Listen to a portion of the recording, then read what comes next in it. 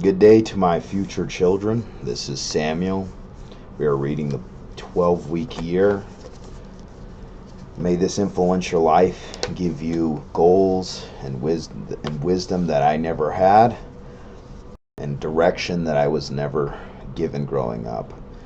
For anybody who's looking to purchase a house in Colorado, I'd love the opportunity to compete for your business.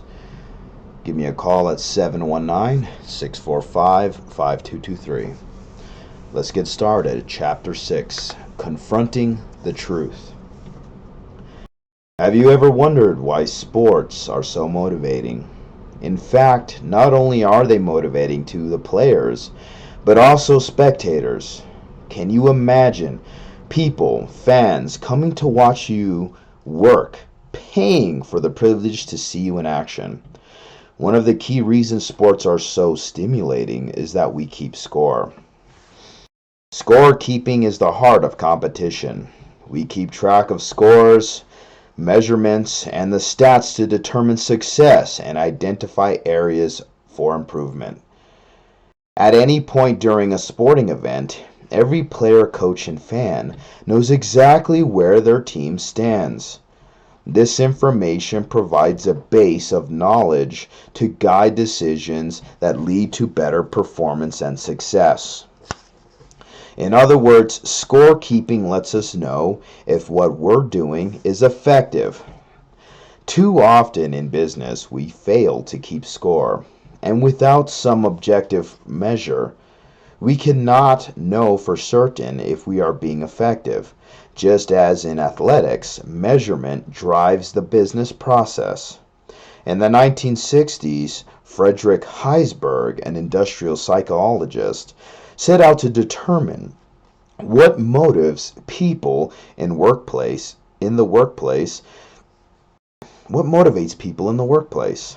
His extensive research identified the top two motivators as achievement and recognition. We contend that the only way to know if you are achieving is through measurement. That is keeping score. A common misconception is that scoring damages self-esteem, but research indicates the opposite. Measurement builds self-esteem and confidence because it documents progress and achievement. Take that, fucking hippies. Here we go. Measuring results. Scorekeeping functions as a reality check, providing performance feedback and insight into your effectiveness. Effective measurement removes the emotion from the evaluation process and paints an honest picture of your performance.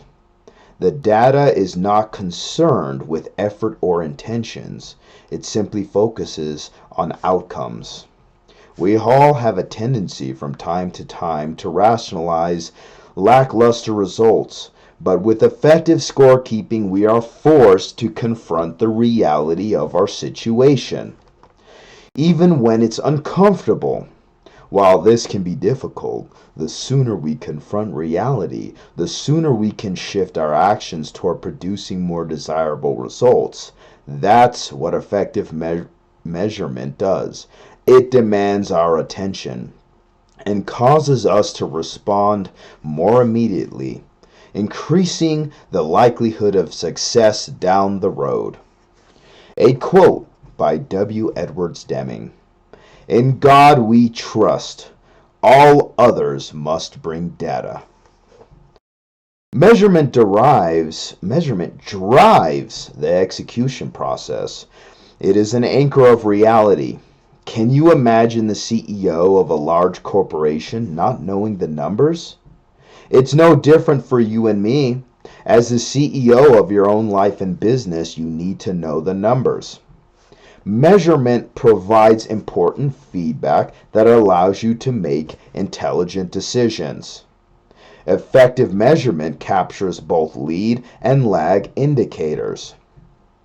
That provides comprehensive feedback necessary for informed decision making. Lag indicates things like income, sales, commission dollars, pounds lost, body fat percentage, overall cholesterol levels, represent the end result that you are striving to achieve. Lead indicators are the activities that produce the end results. For instance, the number of sales calls or referrals are lead indicators in the sales process. While most companies and individuals effectively measure lag indicators, many tend to disregard lead indicators. An effective measurement system will have a combination of the complementary lead and lag indicators. The most important lead indicator you have is a measure of your execution. Ultimately, you have greater control over your actions than over your results. Your results are created by your actions. An execution measure indicates whether you did the thing you said you were most important to achieving your goals. Keep in mind that you started with a vision, a compelling vision of the future that is bigger than the present. Then you establish a set of 12-week goals that are aligned with that vision. For each goal, you developed actions or tactics that describe the steps you must take to achieve your goals. The element you have the most direction control over is the execution of your tactics. Knowing to what degree you followed through of those tactics is the execution measure. Because your 12-week goals were established in light of your long-term vision, the execution measure also represents progress towards your vision. Having a way to measure your execution, one moment. Having a way to measure your execution is critical because it allows you to pinpoint breakdowns and respond quickly. Unlike results, which can lag weeks, months, and in some cases years behind your action, an execution measure provides more immediate feedback, which allows you to make a game time adjustments much faster. An execution measure is important for another reason as well. If you are not hitting your goal, you need to know whether it is due to the flaw in the plan, content, or in execution, because there is a big difference in how to handle these two breakdowns. A breakdown in plan content occurs when strategies and tactics are not effective, while a breakdown in execution occurs when you fail to fully implement the planned tactics. More than 60% of the time, the breakdown occurs in the execution process. But usually, people assume the plan is at fault and change it. This is a mistake because you don't know if the plan doesn't work if you're not working the plan. Effective measurement will help you pinpoint the source of the breakdown so that you can address it head on. In most cases, unless you are executing at a reasonably high level, there is no need to change or adjust your plan. The great thing is that every time you execute, you get feedback. If your actions don't produce what you expected, you can make the necessary adjustments to your plan based on market feedback. But first, you must execute the plan. Too often, people want to change the plan before they've really executed it. As a general rule, you should rarely change the plan unless you've effectively completed your planned tactics, and it is still not producing. You could have created an awesome plan, but you'll never know unless you actually implement it. However, if you are executing at a high level and the results you want are not coming, then it is time to go back and adjust the plan. Physics tells us that for every action there is a reaction. So the good news is that every time you execute, you produce something. It may not be what you expected, but something will happen. This something is market feedback, and it's impossible to effectively adjust your plan without it. Without knowing what tactics you executed, any changes you make will be based purely on guesswork. A quote by Elizabeth Cady Stanton: "Truth is the only safe ground to stand on." Weekly scorecard.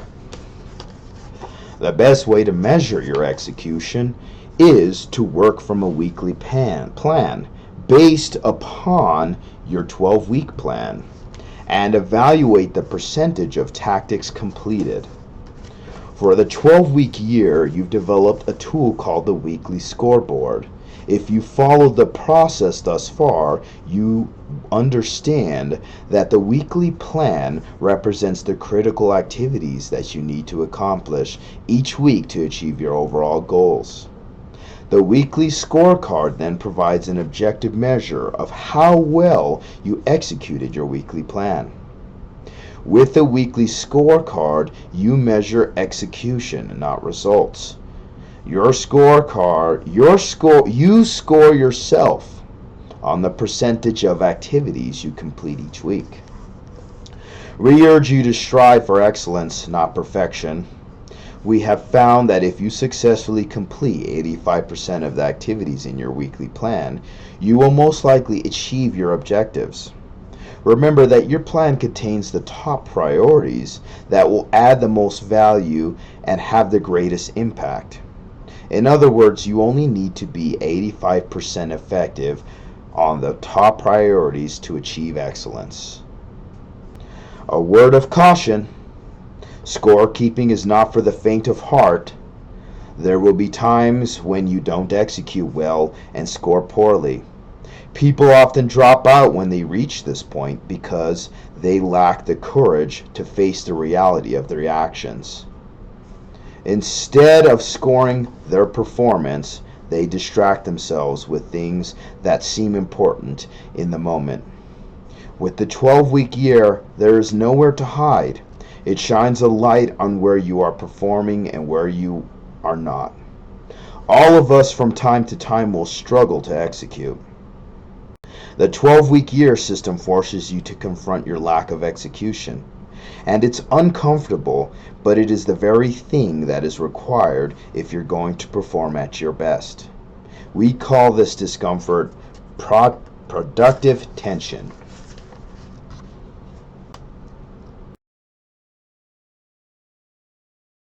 Productive tension is the uncomfortable feeling you get when you're not doing the thing you know you need to do. Our natural inclination when confronted with discomfort is to resolve it. In an effort to do this, people generally go one of the two ways.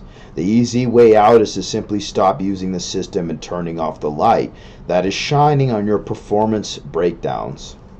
Typically, this takes the form of a passive resistance and you putting off scoring your week and tell yourself that you'll get it later, but later never comes. The other way is to use productive tension as a catalyst for change. Instead of responding to the discomfort by bailing out, high achievers use the tension as an impetus to move forward. If you decide that quitting is not an option, then discomfort of productive tension will eventually compel you to take an action on your tactics. This encourages you to move forward by executing your plan. Even with a weekly score of 65 to 70%, you will do well if you stay in the game. You won't accomplish what you are capable of. But you will do well. It's important to remember that the process is not about being perfect, but rather about getting better and better. Measurement drives the process. Effective scorekeeping is essential if you want to execute well and perform at your best.